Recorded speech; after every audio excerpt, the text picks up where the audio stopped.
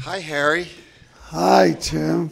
Here we are. Here we are. I was saying to you right before we came on, the last time I saw you actually was in Sing Sing. Yeah, that was a great day. It was amazing. We went to the prison together to watch, I think it was about 27 that day, 27 inmates graduate with their degrees from the university. We have a program going on in Sing Sing. And sitting with the group that selects who shall come visit and who shall speak to the inmates. When Tim Robbins was mentioned, I just never saw a prison system go into orbit the way this one did. And it was a perfect choice. All the men had great respect and admiration for Tim.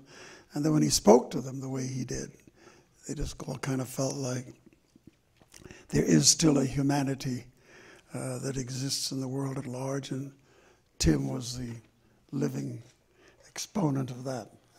He did a great job. Well, thank you, Harry. The program itself is so amazing because it's a college program, so the teachers volunteer to come in and teach inmates in various courses, and it takes quite a few years to do. But these guys put their minds to it and get college educations in while they're locked up. And they have, in their program, anyone that's gotten out, they have zero recidivism. That's right. Zero.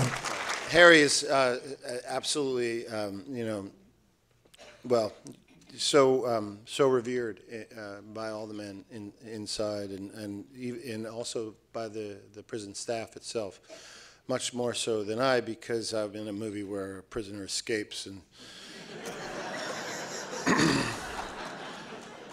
they're not so into that. So, this book, if you don't have it, you gotta get it. It's fantastic. Well, as I was reading it, I was being reminded page after page about why I love this man and why I felt as a younger actor so honored to meet him, and have been inspired by him throughout my career. From a very early age, my dad was a folk singer, and so I was well aware of that world in New York City and Harry's importance in it. As a matter of fact, my father, one of his first jobs in music was with the Harry Belafonte Singers. So I feel a connection with you, Harry, from a very early age, probably before I could even remember. I remember the night you were conceived. Oh.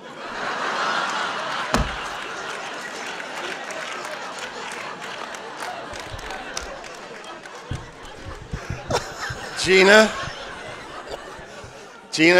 we're bro and sis, I guess.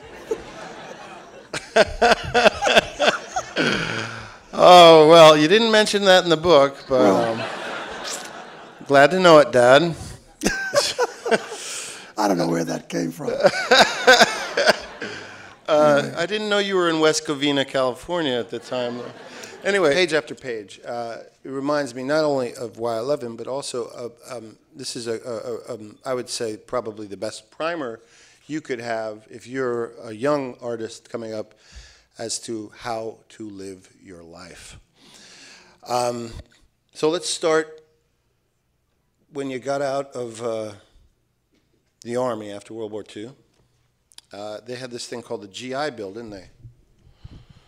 And that was going to allow you to go get some schooling somewhere. And you chose, if I had only had the opportunity, but Erwin Piscator was doing a workshop at the New School. And those of you that know that name, he was a very influential German director, worked in the same world as Bertolt Brecht and Kurt Weill. And he was in exile in New York City. Hitler didn't like him so much. And so there was a workshop at the New School, and you want to tell us a little bit about that? When I had made the decision to seek him out, it was based upon the year or two that preceded the moment that I found him. When I came out of the United States Navy, incidentally, I was living up full throttle to my capacity and to my capabilities. And I qualified for the best janitor's assistant ever in the history of the janitorial business. And for my gift at repairing things that were broken, I was given a gratuity, 2 tickets to a theater in Harlem by one of the tenants. And I had never been to the theater. I'd been to music houses, the Apollo and other, where I saw all the great musicians of the day. But I'd never been to a theater. And this was in a library in New York called the Schomburg, which has now become a great research center for black culture and much respected. And I went to this little theater at the basement of the library to see a play. It was my first play ever. And when the lights went down and the curtains went up, it was it was an epiphany. I mean, the things that unfolded that night just absolutely overwhelmed me in the best sense of the word. I was just emotionally taken on a ride that I had just not been prepared for. And when I saw these black artists on that stage speaking the poetry of a black playwright, influencing the audience to moments of humor as well as moments of concern, I watched the evening as it manipulated all of the gods in that one room. And at the end of the evening, I knew one thing, that I wanted more than anything else to forever be in that environment with those people, doing the things that they did, because I suspected that there was a reward at the end of all of this that would yield a life for which I had absolutely no vision. And I hung around after the play. It was called Home is the Hunter, and in it were the young black actors who made up the elite of that little theater group, Ozzie Davis and Ruby Dee and others that I saw. And I begged to be permitted to stay and to participate in the affairs of the theater. I could mop, I could clean, I could just let me be part of this. And my yearnings were satisfied. And then down the line, watching every day what unfolded, the way in which people did things, they came upon a play and asked if I would play a part, because there were no students in the school who would qualify to play the part. None were young enough. And I agreed, mostly because I wanted to be a team player, not because I had any great passion to act. That had not yet struck me the way it did after opening night of the play. But I agreed. The play was called Juno and the Paycock, written by a great Irish playwright by the name of Sean O'Casey. And I played the part of Johnny Boyle. And in this play that was written in Irish brogue, I got out my best West Indian accent and felt very comfortable trying to sound Irish, because Sean O'Casey wrote his prose in brogue, Irish brogue. And on the third night of the play, in walked a man by the name of Paul Robeson. And he sat with us at the end of the play, and his enthusiasm for the play was that he knew the playwright, Sean O'Casey, very well. He was on his way back to London. He'd be meeting Sean O'Casey and wanted to just report to him how well black actors were doing with his Irish play. And he took a lot of pride in it. Anyway, it was Robeson who further encouraged our efforts to be even more committed for the theater than we had dreamed we would be. And in that context, I then discovered the New School of Social Research, a place that gave advanced studies in theater art. And the head of that theater was Erwin Piscata. He came from the Max Reinhardt Theater in Germany, a great movement. It started the Dada movement and several others, but epic theater was primarily their thing, and they were deeply rooted in theater with social themes, with social message. And when he took over the school, I pleaded, and you had to be a high school graduate to get in, and I was a high school dropout. So my first real acting challenge was to convince them that that I deserved entrance. Anyway, I went in, and at this school, I met a group of men and women who would forever be important to my life, my fellow classmates. When I looked at them on that first day, or at least the first days of our school experience, each of us had the same thought, wondering what was the other one doing there. And the group of misfits that made up that class that year were B. Arthur, Marlon Brando, Walter Matthau, Rod Steiger, Tony Curtis. Back then we called him Bernie Schwartz.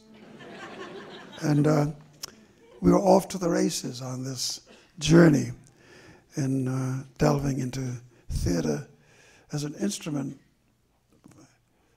committed to social mission. And I discovered in this environment a lot of the politics that I would eventually embrace. But everything about that period and that time led me towards this hunger for connecting with forces that could help shape our society in ways that we failed to do with the Second World War. I went into that war because I believed in what we were doing. And I believed in the idea of there should not be a race supreme to another. That Hitler and all that he represented was not only bad news, but a terrible thing for not only the world at large, but in particular people of color, because much of his animosity was directed towards race. And of course, we all know about what he did with the Jewish people.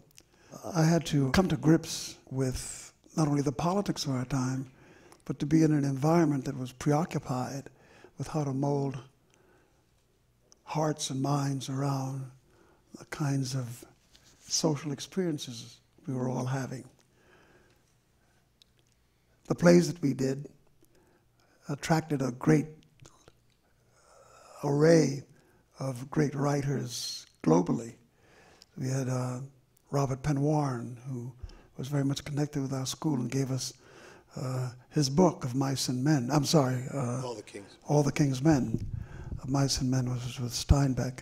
But of Mice and Men, and we had Jean-Paul Sartre, who gave us the first play that presented America to the existentialist movement. So our environment was just very rich with this kind of intellectual provocation and people who had social targets that appealed to me. Every night at the end of our work in the school, we went not too far from our theater to a place called the Royal Roost. And it was the home of the greatest jazz musicians of the day. Modern jazz was at its dawning, and the capacity for these musicians to do what they did just overwhelmed me. And night after night, we went down, Marlon, myself, and others, and just hung out at the bar. For a 25-cent bottle of beer, you could listen all night to Lester Young. And that was not a bad world to be in. And so you convinced a couple of those musicians to see you in a play, right? Well, was it of Mice and Men? Or? Yeah, well, it was Of Mice and Men was the play that they came to see. But when I got friendly, Lester Young, after a number of many months of being there, he said to me one night, "What do you do?" And I said, I'm a student. He says, well, what do you study? I said, I study theater. He said, you study theater? Oh, what do you study in theater? And I said, I study acting. He said, you study acting? I said, yeah. He said, well, how you do that? And I found that it was impossible to explain. It is impossible to explain even now how one studies acting. But in this context, I found that it would be easier to invite him to come see what it was that we did than for me to try to explain to him what we were going through. And he accepted the offer. He and a bunch of musicians came to see us. I was in a play called Of Mice and Men, and in that play, they had written a character called the Balladeer, and I was called upon as an actor to play this role, which was pivotal to the dynamics of the play. Intermission, set changes, mood changes, and all the songs that I had to sing were from Woody Guthrie and Leadbelly, and I had never heard of either, but I enjoyed the music, and I enjoyed working on the part and studying the subtext, and everything I did in the approach to the songs were based upon the character study. And when these musicians saw the play, some weeks later when I was down in the club bemoaning my plight, Lester said, I said, you know, we've run out of money for the GI Bill. I don't know what I'm going to do. I can't find work, black actor in New York. You know the rest.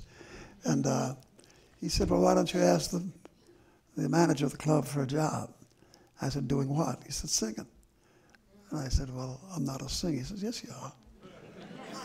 We saw the play, and we think he'd be, why don't you just ask him? His name was Monty Kay.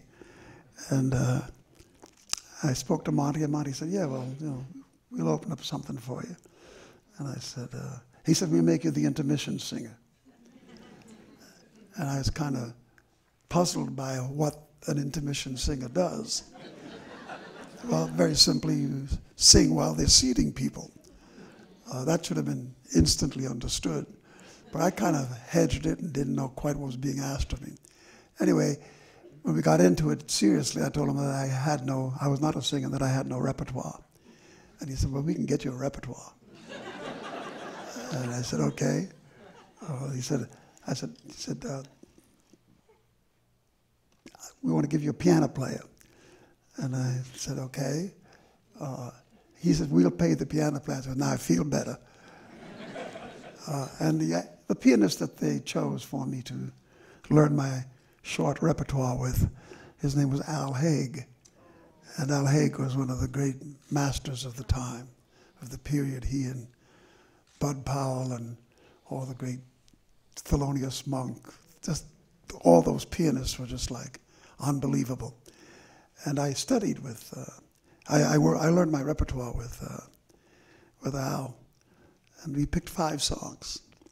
And the first song I thought would be very poetic to open up with. It's called Pennies from Heaven. It was very metaphoric. Here I was, broke, and all of a sudden the heavens opened up and rewarded me with this song, singing, which I'd never done before, except in the play. And we studied, and when I learned of the song, my opening song, we worked out a routine. And Al Haig played bop, be-doo boop boop boo doo, doo be doo ba doo doo doo, ah, and then I'd start. And always with that intro in place, and I didn't need to count even. When I got up on the stage on my night to perform, up came a young man by the name of Tommy Potter, who picked up his bass and just kind of looked at Al and kind of tuned the instrument as Al was doodling. And then up came Max Roach and sat in on drums. And then And one more person. The coup de grace was when Charlie Parker. This is your first backup band for your first gig ever. That's right. I never looked back after that. I mean, you talk about validation. and the generosity of these men and the way they played. But what really caught me was that once they all got settled and ready, Al turned to Charlie Parker and said, "Pennies from Heaven, E flat." And Bird said, "Okay." And Al counted off 1, 2, and then all of a sudden, instead of pop, bidoo, boop, boop, bidoo, what I heard was,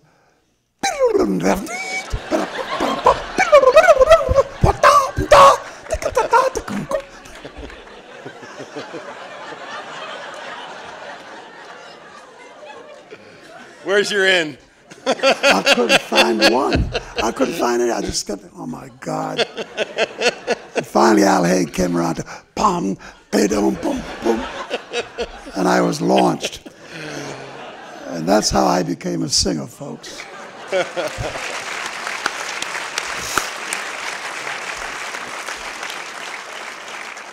So with that auspicious beginning, you started working as you describe in the book as a well, not a jazz singer, but a pop singer, yeah. Well, you know, night after night listening to Ella Fitzgerald and Standards and doing the jazz repertoire in ways that were just smitten with genius and greatness and a great style. I just had no room in this place. That was not my thing. And I stayed with it as long as I could and then eventually surrendered. I had to step away after the first couple of years, and one day I walked into the Village Vanguard down in Greenwich Village and went and saw Woody Guthrie. And I then, right after him, saw Leadbelly. And that was all she wrote. I looked at them and I listened to them, and I just knew that there was where I needed to dwell. This is where I should be engaged. And I listened to them, and I started to go through all the classic libraries of folk collections, and went down to the Library of Congress and looked up all the chain gang songs I could find, everything. And then, of course, with Robeson as my mentor and a social model, he came down to the Vanguard, and when he saw me perform my first week, he just said, "I think you're on a great adventure, and all I have to say to you is just get them to sing your song," meaning the audience. "Get them to sing your song, and they'll want to know who you are." And I wasn't quite sure what this metaphor embraced, except it sounded very profound and sounded like something I should stay in touch with. And then some years later, one day I woke up and everybody was singing, "Deo, Deo." And sure enough, the whole world was singing my song. And I didn't realize what a profound moment this was until I saw 50,000 Japanese singing Deo. I gotta tell you, man, you haven't seen anything till you see 50,000. And this community, I went there very early in the post-World War period, and a very introverted society. Everybody's so quiet and still fraught with guilt and stuff. And I saw these people emerge and become engaged. And then I really understood what it was that Mr. Robeson was talking about when we first met him back in the days of the American Negro Theater. This place called theater was the temple of all that was good. I found in it a place not only to dwell, but a place that could inspire and set me on course for all of the social thoughts I embraced, all of the ideas that I wanted to know more about. And I discovered that the greatest force on the face of the earth was indeed art. And all those who were anointed with the gift of art were truly people who were the gatekeepers of truth. I found in the world of the arts everything I needed as a human being. It was my place of worship, The thoughts were unencumbered. When I discovered how powerful the theater really was, I knew that here was, a lot of people thought that I was an artist who became an activist, but in fact I was an activist who became an artist. And in that context, I, from the very first day, built a repertoire with social commentary. I went about some things in a very oblique way, but its focus was on making people more accommodating about diversity. And watching Robeson, watching all of these people in this environment, watching my fellow actors and the choices that they all made, we were a happy group on our way to changing the world at large. And much that we did impact upon the world that we were to meet. And we did make a difference in many ways. And I think to a great degree we're still on that campaign, those of us who have lived long enough to see what we did yield to the things that have been yielded, and the people who called upon us in our life to serve them, Dr. King, Eleanor Roosevelt, Nelson Mandela, you can go on and on, much of which is written in the book. But to have had the coincidence of making the choice to be in the theater, wanting to do nothing but serve a spiritual need, and to find that I sat on this treasure and this power was for me very, very compelling. And my first question was, what does one do with that much power? What does one do with celebrity? What does one do with endless resources being offered to you for the services you may give? And it didn't take long to sort it out. Everything that I did was really in the service of a greater humanity. And in that place, I found great reward. A lot of people have often talked about how saddened they are by the fact that I made such a sacrifice with my life to go after all of these things for which I was on occasion demonized. And I listened to this, and first of all, it's a terrible eulogy. I'm not dead yet. And if that be your thought, you should hurry up and revisit your thinking, because I've lost nothing. As a matter of fact, I've gained everything. To be in the world in which I live, to have had the people that called upon me for my services was beyond imagination. And the coincidences of these invitations led me from one historic explosion to the next. Eleanor Roosevelt, Paul Robeson, Dr. King, the Kennedy family, and all that I had to do with them. And certainly all the things that I chose to do as an artist that just confounded not only other artists, because nobody knew quite what to call me. Was I a folk singer, a pop singer, or what kind of singer are you? And I said, why do I need a niche? Why do I have to be put anywhere? I'm a performer. And I take these songs and I do these things with them. And audiences seem to delight in it. And they delight in the subtext and the deeper mission of the things I've selected to do. And I've paid no price. I have been rewarded beyond worth. I came from the church, and I stayed from the church as long as I can, or did. And I found that greater than even the church itself was the temple of art, was the temple of those who gathered in the name of art. After all, even we anointed religion with the belief that religion is omnipotent. After all, it was we who sang the great masses. Mozart made the church look good. So did Bach and Brahms and the rest. Certainly Michelangelo in painting this chapel and laying on his back doing all that stuff. And Leonardo da Vinci and others made the church really look. What was the name of the Pope that commissioned Michelangelo? What was the name of the Pope? that commissioned Michelangelo?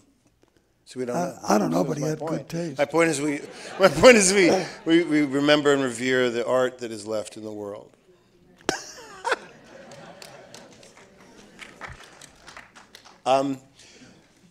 Harry, what are you thinking about? Where are you looking? I'm coming up with the name of the Pope. I think it was Leo. I think It should have been. Leo 10, right. I knew that. You did. I'm a Catholic. I know that. That's why I brought the subject up. Well, you know, lapsed. Anyway. He's a Catholic. I was an altar boy. And I made it through. Even though when I was 9, the priest took us on a field trip to see Deliverance.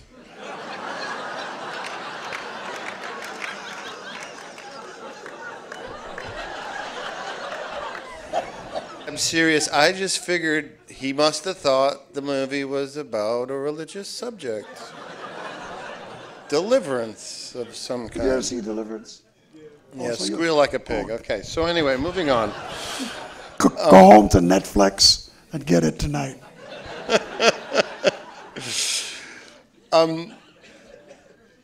What was the moment in your childhood or in your early adulthood? What is that moment that is the nexus moment? What is the moment that started you on the path of being a warrior for social justice, for someone that is going to speak truth to power? What is that?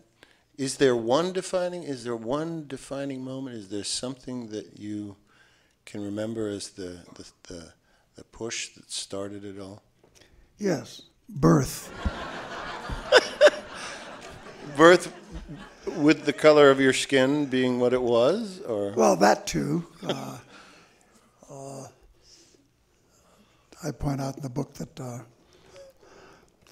I was born into poverty, and I always felt that poverty would be the only thing I would know in life. And the mission was to defy it and all that it represented. And it spelt itself out very clearly for me in the way in which my mother wrestled with her time. She was a very young woman. She came from the island of Jamaica as an immigrant, looking for the dream, and of course, never found it. And she started having children when she was much too young. And my father was a man who was steeped in violence. He was an alcoholic and a philanderer, and he was very violent. And the family, all of us, were the recipients of his brutality, especially my mother. And I watched the way in which she dealt with all of these experiences and found that poverty is a very interesting place in which to be caught, because all that is painful about poverty also yields us something else. It yields a great sense of camaraderie, a great sense of loyalty, a great sense of sharing, because poor people have to do that in order to survive. It's a necessary part of the formula. And I saw the way in which people in our community did that, and I saw the way in which they conned the system, the way in which they outsmarted it, from simple things like finding ways in which to pay the rent that they couldn't afford, or to deal the system in another way. For many of the immigrants, especially from those in the Caribbean and New York City, if you couldn't find work inside the law, you found work outside the law. And a lot of my kinfolk dealt with the numbers business and bootlegging and all the things that that community did. We were a ghetto within a ghetto. And the Cubans and the Jamaicans kind of ran the numbers business. And my mother was horrified that her brother, my uncle, and others were caught up in this place that did the things that they did, and she resisted that we find heroics in what it was that members of my family did. In this context, I began to look for that which was rewarding in the harvest of things that came our way, or the things that came our way that we harvested. And it was my mother's deep social sensitivity. She was born in the same village from which Marcus Garvey came, and in her time, he was one of the black forces that reigned supreme in America. She felt very keenly about that which we were exposed to from the point of view of race, while she powerfully resisted the painful experiences of the day. I used to watch her when she went out begging for a job, and watch things happen to her when she came back unrewarded. One time in particular, she came back after a long day of looking for work, not finding any, came into the bedroom. We had one room, and she divided it into 4 spaces with a wire that crisscrossed the room, and she hung these curtains that gave us these different compartments. One was the bedroom, one was the kind of a sitting room, one was a kind of a kitchen, and the other was her own personal quarters. And she came in on this particular day, and she said absolutely nothing. She just sat on the edge of the bed and stared at the wall, and you could feel the heaviness of the moment. I asked her, "What's the matter, Ma?" And she didn't say anything. And then she finally, after a long while, said, "Harry, let me tell you something. Never ever wake up in a day when there was something you could have done about injustice and never took the challenge. You just cannot let injustice prevail." And I thought that there was a lot of stuff in there. At my age, very young. How old were you at that point? About 7.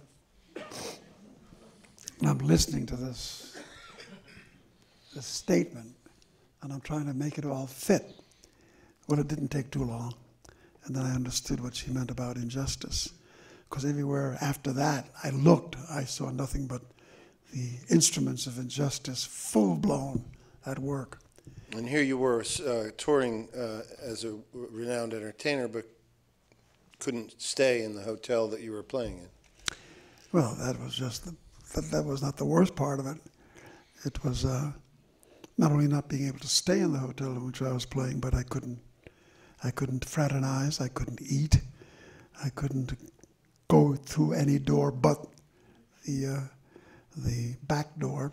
This was the place called the Thunderbird in Las Vegas, my first big-time gig. And in this place, the wretchedness of it. When I walked in, and the lady looked at me, the person in attendance at the desk, I was waiting to just sign in and let the world know that I'd arrived. I'm playing here. And she asked me what I wanted, and I explained to her, and she said, "We have to wait a minute." She went and got the manager. The manager came and got me and took me back out the door and coming in through another entrance, and then just told me what the rules of the game were. That I didn't live in the hotel. They had a place for me to live on the black side of town, and that I couldn't eat in the hotel, and that I should not fraternize with the people in the cast, especially the dancers, the women. And that sucks. Yes, it does. But I kind of listened to this and just said to him very simply, look, this is not going to work. Yeah. I think we should just take a look at the fact that this contract is not to be fulfilled. I can't do this. And let's call it a day. And he said to me, the only way you leave this town without fulfilling your contract is in a box. And I kind of thought that sounded so Hollywood. I expected to see James Cagney or somebody come through the door. But I looked at him a little stunned by the remark. And then I realized that he wasn't kidding.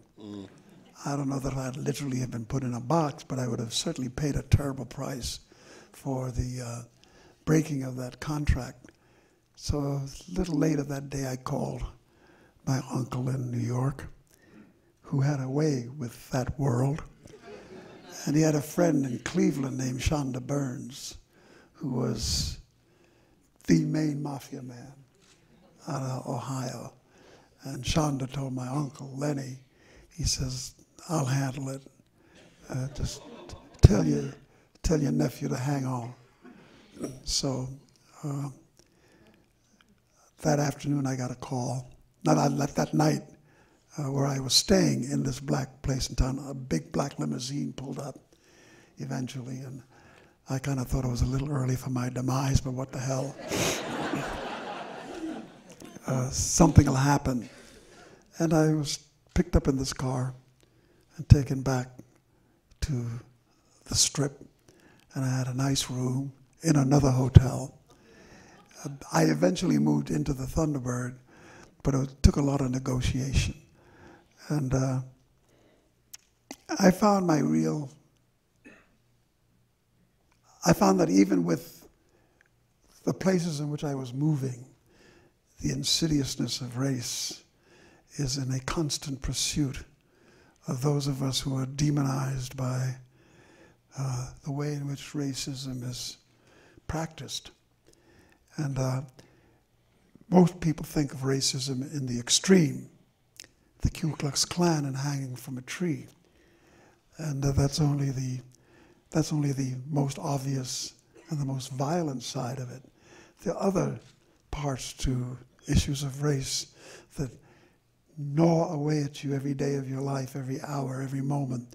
And you're constantly, it's subliminal, it's an instinctual response to when you expect it or when you see it coming and not expect it.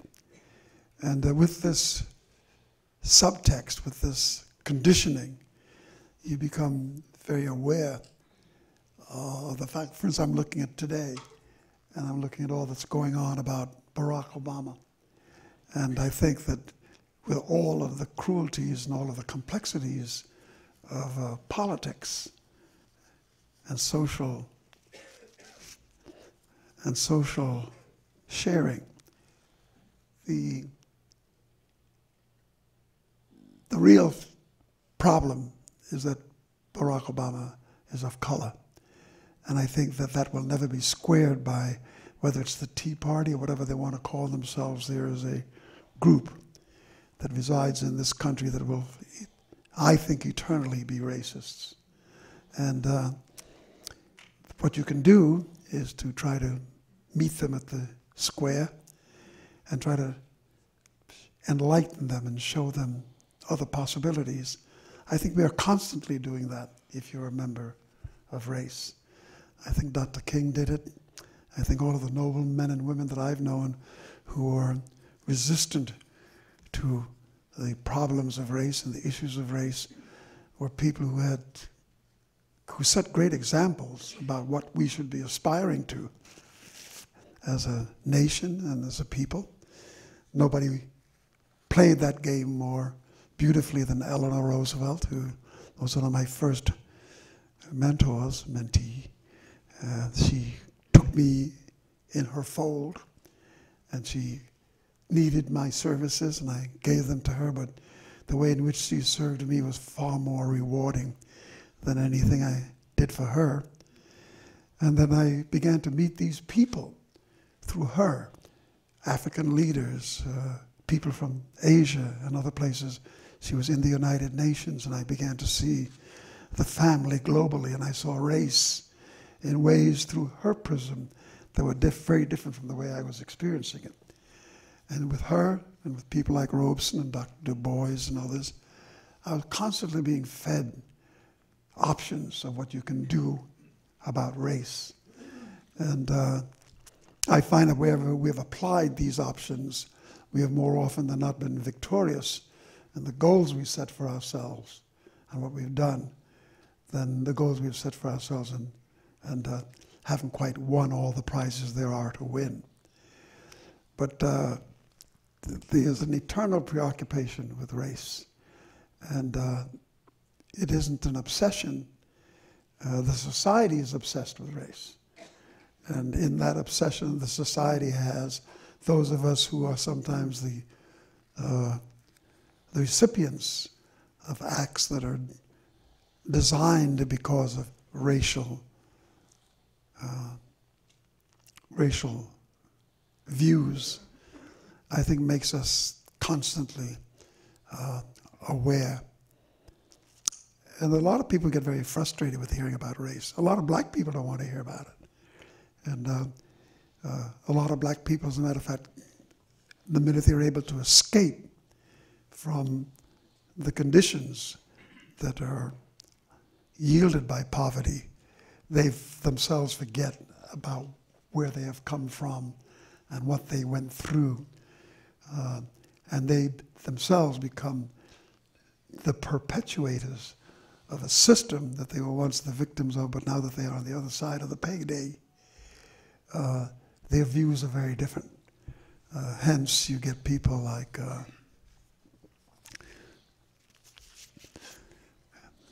Go ahead. Clarence Thomas, Yeah. who has a view on race that's really quite puzzling. And certainly the guy who's running, Kane. I can never remember his name. Kane. Not Abel, Cain. Yes. You know, Remember it that we're way. crucified because of that. Anyway, Kane and people like Clarence Thomas and many others that I know have seen the good fortune that has come their way somehow as if it is something they have earned, when in fact they're just recipients of good luck, recipients of a fortunate moment that came their way that gave them a reward. And somehow they say, if it can happen to us, it should happen to everyone else. And nothing could be more deceiving and more defying than those who have, who think they have earned it, and those who have not, who think they have yet to earn it. We're all here in this country caught up in measuring the best in us based upon how we are valued materially. The more money you have, the more cars you have, the more tennis courts you have, the more swimming pools, the more awards you get. All of these things constantly anoint the fact that if you're being the recipient of all of this, it's because you've done something right, not just the fact that maybe good fortune has come your way, if you can call it good fortune. Certainly, this goes across racial barriers too. White people as well that grew up poor, that find their way into some good fortune or luck and find themselves with wealth. This whole notion that that volunteer work or generosity, once you become one of that richer social class, that is a noble act in some way, is kind of an interesting concept. You know, that well, you know, you don't have money growing up, you get money and you run away from your past and you don't want to admit who you were, and so after a while guilt preys on you and you wind up going to some fundraisers and all of a sudden you're supposed to be some noble human being. Well, no, you're just being part of the community, you know, as anyone in the middle class will tell you, as anyone in the lower class will tell you. Everyone has to pitch in at some point. It shouldn't be considered a noble act, is what I guess my point is that us participating in the society, regardless of where you come from, if you have good fortune, it isn't necessarily a noble act to return to your roots and give back. I think it should be a normal act, is what my point is. I think we raise ourselves to false levels of nobility, I think, sometimes. I agree. I do. I remember the first conversation I ever had with Dr. King.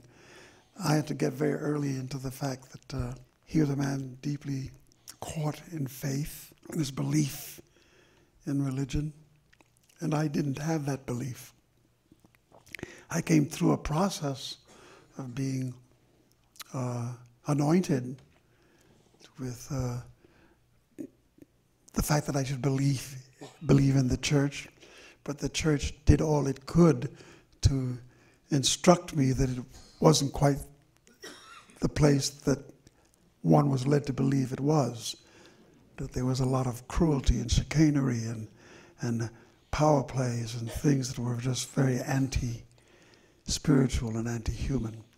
And when Dr. King called, and I met with him in the basement of a church in Harlem for our first meeting, and he began to spell out why it was that he wanted me to become involved with him, I had to tell him that you're a man of great faith, and you've expressed that. And I have to tell you that if I become part of your mission and I am to be of any service to you, you have to understand that I am not of the church. As a matter of fact, I resist the church very strongly because I find that what it does is that it does not make the soul whole.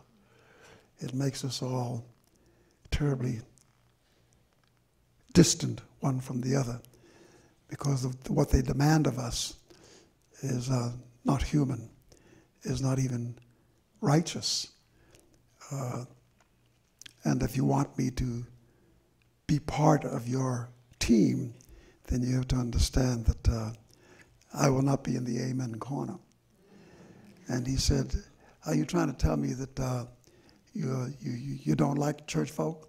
I said, no, I love church folk, I just don't like the church. And he said, well then, we have everything in common. He says, it's going to be a good ride. How many months later were you running $50,000 into Mississippi in cash? Do you want to tell that story? I kind of understood when that was gangster, I have to say.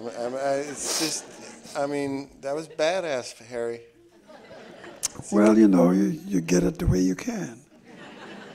And you Tell the story. Tell the story. There was some trouble down in Mississippi. Some trouble? Trouble down in Mississippi. They run out did of money. much to bring resources and to fund the Mississippi Summer and the voter registration. And it was the same year in which 3 civil rights workers, 3 young men, were at first missing, and then eventually they were found murdered.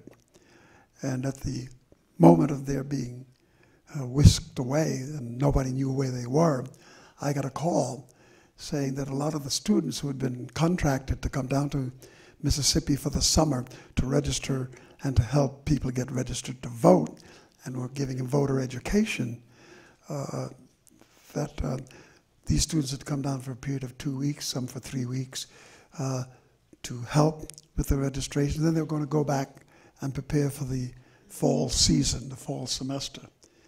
And that in leaving Mississippi when these 3 people were missing, it would appear as if they left because they were intimidated by the Klan. And the last thing anybody wanted was that rumor to prevail. And many of the students decided they would stay on well beyond the fall semester. This meant that they needed resources to feed them, to keep the automobiles running, to give them the per diems that they needed, and to get on with the work. And these were hundreds and hundreds and hundreds of students, and required a lot of money. And when they called and asked me would I help with it, I said, well, obviously, yes, I will, but first of all, tell me, how much money do you need? And they needed close to $100,000. And I said, okay, when would you need it? And they said, in about 3 days.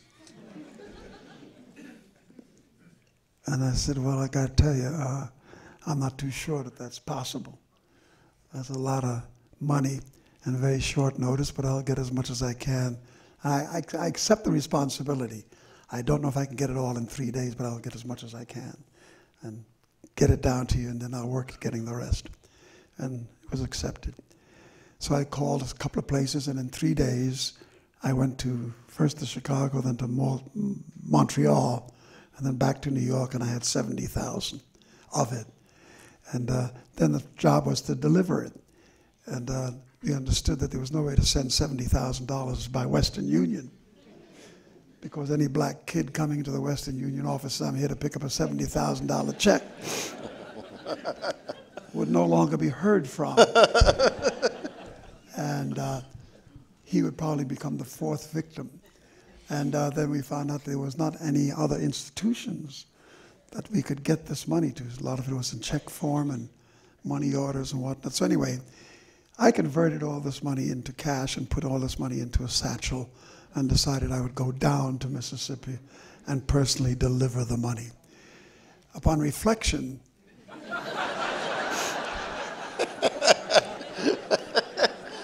You brought a friend with you too, didn't you? Something was missing here. Yeah. I said, wait a minute, Harry.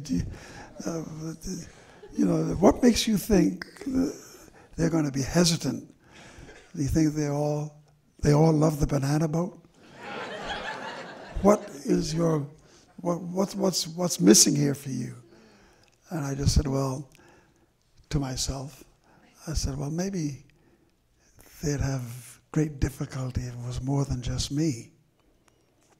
And the idea dawned on me that if two of us went down, it'd be more difficult for mischief to be wrought than if just one went down. And the question was, who would the other person be? And the idea came to me in an instant. So I picked up the phone, as I had often done, and called this person, because I called this person often when it was time to go for a weekend down to the Caribbean or go fishing or just do some mischief and get back to the fold and whatnot, because, you know, we were close. We romped together. And so I called Sydney. And I said, Sydney, what you doing this weekend? And he said, nothing, man. What's up? What we got going? I said, well, I have to make a trip. He said, okay, where are we going? And I said, I got to go down to Greenwood, Mississippi.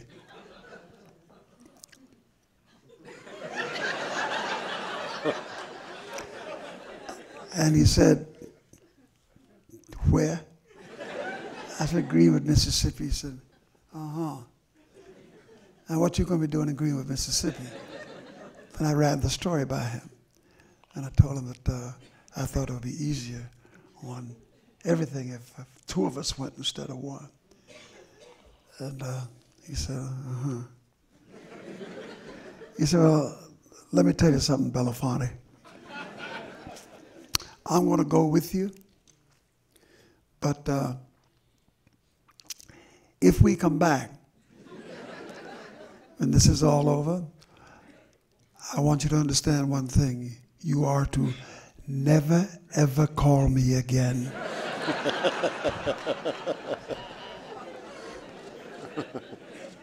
And I accepted that as a we're going. So I called Bobby Kennedy at the Justice Department to let him know I promised Sydney I would, and that we would let them know what our itinerary was, and that we expected federal marshals to be in our vicinity. So we went down to Jackson, got off the plane in Jackson, Mississippi, getting ready to get a smaller plane to go into Greenwood. and we went into Jackson, Mississippi.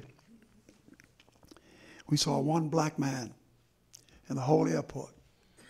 It wasn't a very big airport then, it's much bigger now, but back then it was still kind of small. But this guy was with a broom doing his duties, cleaning up the airport. And Sidney looked at him and looked around the rest of the airport and turned to me and says, "Is that Bobby Kennedy's man?"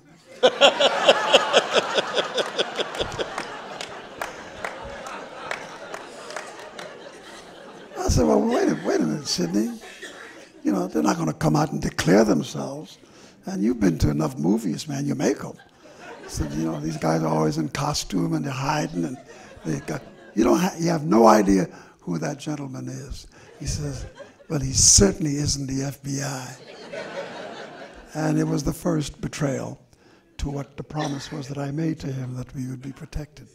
When we got finally into Greenwood, the darkest night I ever remembered seeing, we got out, the civil rights workers, 4 of them were there to greet us, 2 cars, and when we got, all the cars were rubbed down, sanded down, so they were very dull, nothing shined in the night, and there was nothing to reflect. It was just a black Mississippi night, and it was very eerie. We got into the cars, and as we got into our cars, these headlights went up on the outer parameters of the airport, of the airfield. And I kind of smiled and I said to Sidney, I said, "Well, there you are. I told you they'd show up." And the guy who was driving us, his name was Willie Blue. He was a guy from Mississippi. And his task was to get us into Greenwood safely. And he said, "Well, those aren't who you think it is. That ain't no FBI doctor. That's the Klan." And he was deadly serious. And instead of the cars gassing up to get out of the airport, both cars gassed up, and they both turned towards the headlights that were coming at us from a distance. And they drove directly towards these pickup trucks and stuff that was out there. And they were trying to shine their lights, I found out, into the cabin of the truck to see if anything they could identify or anybody they could identify if and when things would go awry. And as they got close enough to the pickup trucks and the cars, they turned sharply and got on a dirt road that ran parallel to a little highway that they eventually got on. And as we got on the highway, all these trucks with the Klan in the back, banging their rifles against the side of the truck and moving to try to get past us. We were in the front. And the trucks had a kind of like a huge block of wood strapped to the bumper, and the bumper kept ramming the second car. And I kept saying, "Why aren't we moving more swiftly? Why aren't we driving faster?" And Willie Blue says, "We can't, because right down the pike there'll be a sheriff waiting for us, and if you're doing past the speed limit, he'll pull you over." And that's what probably happened to the other 3 guys. And so we couldn't do that. But they had a 2-way radio.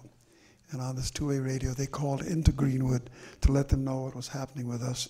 And all these students got into cars and came rushing out of Greenwood onto the highway, met up with us, and gave us safe conduct.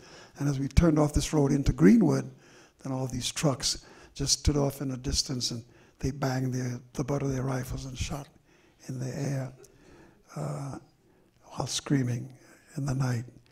And when we got into this area, it's like an old barn. There were hundreds of civil rights workers. A triumphant moment. I once said to somebody who said, "You gave up so much." I said, "Well, you wake up every day and talk to your accountant. I wake up and the first person I speak to is Nelson Mandela. Between the 2 of us, who do you think has the better of it?" It's the game you play once you're in the freedom movement, in a liberation movement, in a movement that is committed to change. And I think most people think you pay a price, and I say I've surrendered nothing.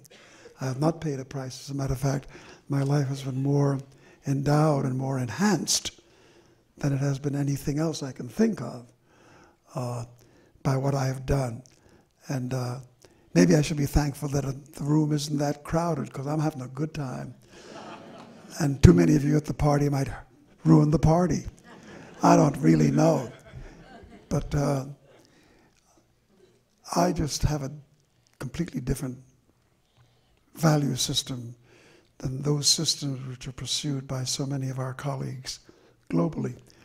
And the thing that has endeared me to the people who walk my walk is that there is a passion for the care of each other, for the outcome of each other's lives, for how we are protective of each other that does not exist anywhere else I've ever been, yourself included. What I've experienced with you, my delight in coming here tonight wasn't just to push the product, which I would gladly do, but it was the fact that I'd be having this opportunity to be with you again and for us to catch up in what it is that we do. And we are truly a unique group. We are really quite different. We do not come in abundance.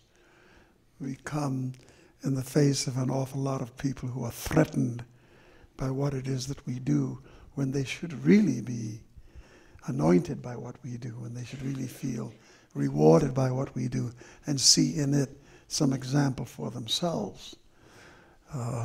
It's hurtful when I know of conversations that have taken place in rooms where I was the subject of the debate, and that the conclusion was that my social mission was just too much for others to get their arms around. Yes, I called George W. Bush a tyrant. I said he was a terrorist.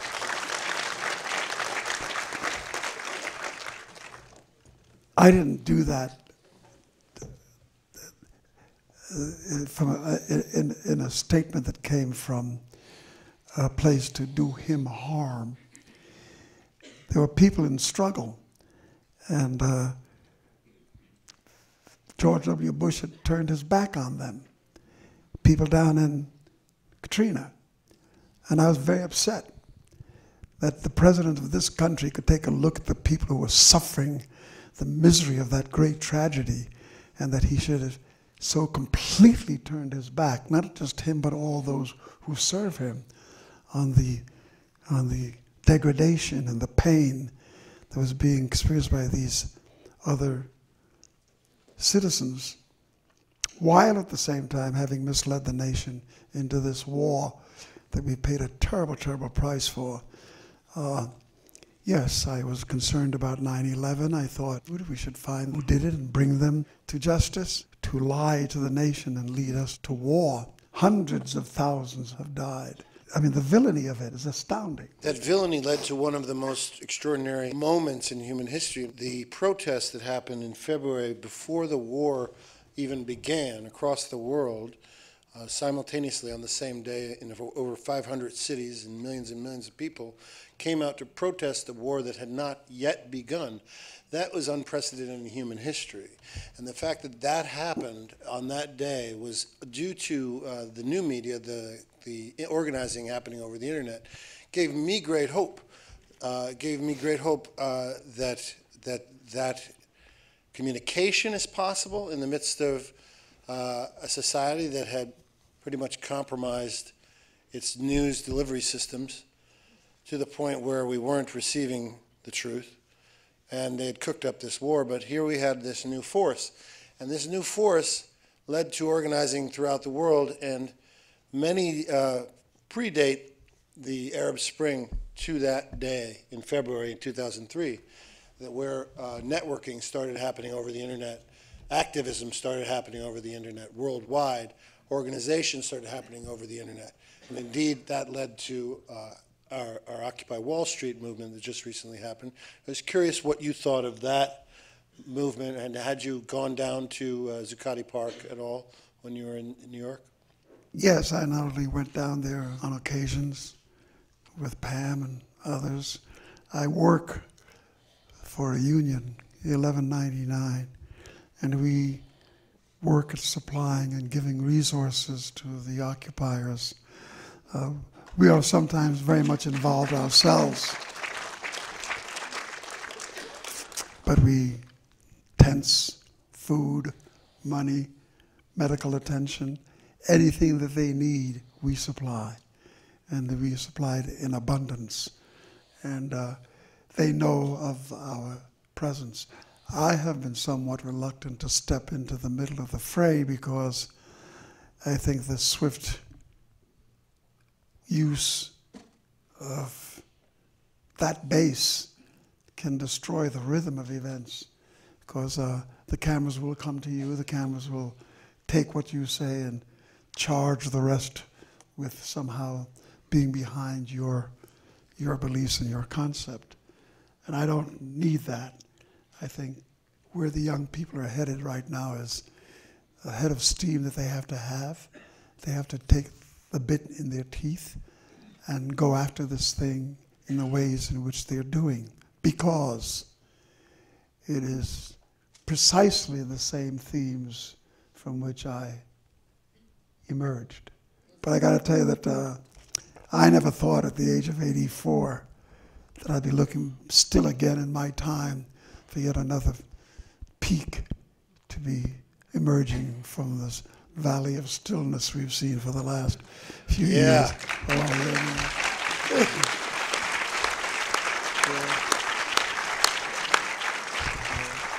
And as we begin the climb up that new mountain, I'd just like to thank you, Harry, for coming tonight, and for this incredible book, which I encourage you all to buy and read and enjoy, as I have. Thank you for illuminating discussion.